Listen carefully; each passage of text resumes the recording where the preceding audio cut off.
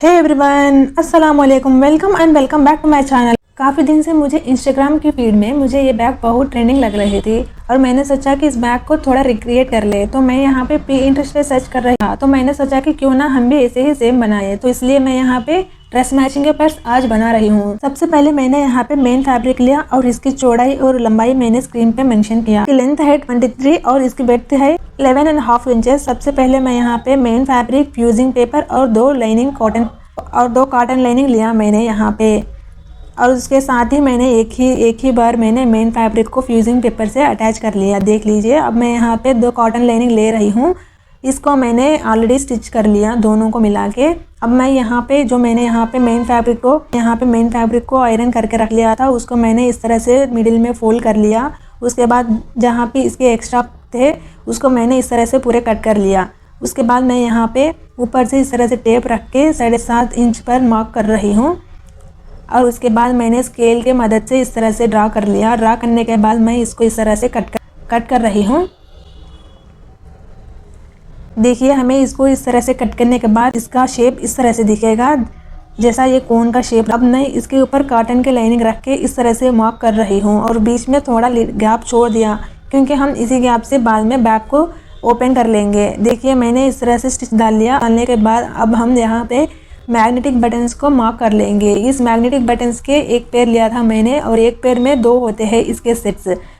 एक सेट को पहले हम सेट कर लेंगे, फिर दूसरे सेट को हम बाद में सेट कर लेंगे। इसलिए मैंने यहाँ पे ब्रिक को इस तरह से बैक के शेप में फोल्ड करके इसे मार्क कर लिया। देखिए, मैं यहाँ पे इस तरह से मार्क कर लेने के बाद एक मैग्नेटिक बटन का सेट लेके अंदर की तरफ प्रेस कर रही हूँ। कॉटन लाइनिंग है इसलिए ये आसानी से अंदर प्रेस हो जाएगा। देखिए, मैं यहाँ पे इसको सेट कर लिया। इस तरह से हमारी ये एक सेट कंप्लीट हो जाती है। अब हम क्या करेंगे, इसको हम इस तरह से सेट कर लेने के बाद लाइनिंग को हम नीचे की तरफ इस तरह से रख के और सेम मेन फैब्रिक को ऊपर तक रख लेंगे। उसके बाद हम जितना भी लाइनिंग था उस लाइनिंग को हम सेम इस बैग की शेप, मेन फैब्रिक की शेप के अकॉर्डिंग हम इसको इस तरह से रख लेंगे। देखिए, इस तरह से रखने के बाद हमें सब कुछ यहाँ पे ऊपर की तरफ स्टिचेस डालना है और सिवाय की नीचे तरफ। देखिए, मैंने यहाँ पे स्टिचेस भी डाल लिया और स्टिचेस डालने के बाद मैं यहाँ पे कट्स लगा रही हूँ। कट्स डालने से हमें बैग आसानी से टर्न हो जाएगी। अब हम अंदर की तरफ से इसको ऊपर की तरफ टर्न कर लेंगे और उसके बाद पहले हम इसको थोड़ा गैप देके स्टिचेस कर लेना है। इसको मैं यहाँ पे पिनअप करके स्टिचेस डाल रही हूँ। देखिए, मैं यहाँ पे स्टिचेस भी मैंने यहाँ पे डाल लिया और अब हम यहाँ पे डाल लिया। अब हम इसकी दूसरी सेट करेंगे। इसको इस तरह से मार्क कर रही हूँ और मार्क करने के बाद ये हम इस तरह से अंदर कट कर लेंगे। थोड़ा कट करके हम इसको अंदर प्रेस कर लेंगे। उसके बाद हमारी ये मैग्नेटिक बटन की सेट हो जाएगी कंप्लीट से। अब हम इसको थोड़ा डेकोरेट कर लेंगे। डेकोरेट करने के लिए मैंने यहाँ पे एक लेस दिया जो कि मैंने अपने ड्रेस में इसको यूज़ किया था।